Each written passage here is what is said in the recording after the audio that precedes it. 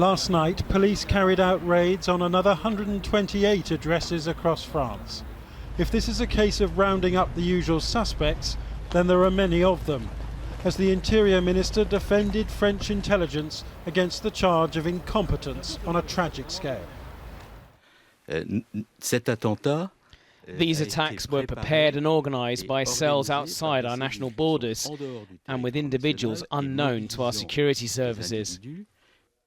But police did know Salah Abdeslam. He had served jail time for armed robbery, the suspected 8th man in this terrorist ring and now Europe's most wanted. Today, police in Paris found a car with Belgian plates rented in his name. And police allowed him to cross into Belgium in another car in the early hours of Saturday after the attacks had taken place. He had booked rooms at this Paris hotel beforehand, where police today said they found the DNA of 6 dead bombers. One of them, Salah's brother Brahim, rented this house northeast of Paris just last week. Police discovered the property yesterday after tracing the address through the satellite navigation system of another car linked to the gang. It was in this house that police believe the suicide bombers may have prepared their explosive belts.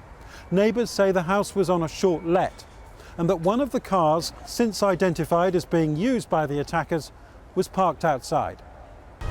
The house is directly opposite a primary school, and neighbours told us they were astonished to hear that a suicide bomber had rented next door.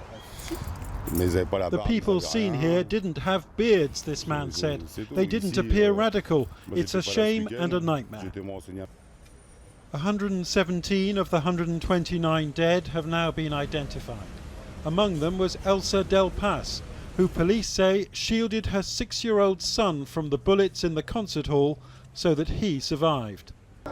He was taken to hospital covered with blood, a family friend told me this afternoon, her grief accompanied by mounting anger.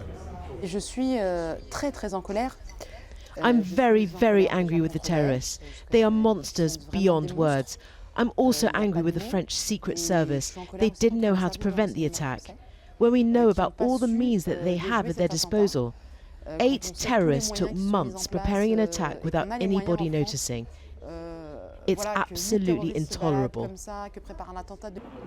At the Grand Mosque, we found a former Prime Minister appealing for all sermons to be delivered in French rather than Arabic from now on. Alain Juppé telling us he wants more French spies and better cooperation. We must reinforce our system of intelligence and to cooperate stronger with our European friends, and especially the intelligence services of Germany, of the Americans, of Great Britain and so on.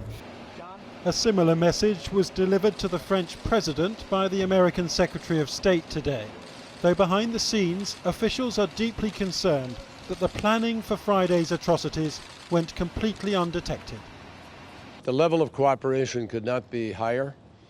We've agreed even to exchange more information, and I'm convinced that over the course of the next weeks, Daesh will feel even greater pressure. They're feeling it today, they felt it yesterday, they felt it in the past weeks. Yet with Paris still reeling from these atrocities, the authorities here are under intense pressure as well, with police saying tonight there may not be just 1 but 2 terror suspects still to be caught. Jonathan Rugman, Channel 4 News, Paris.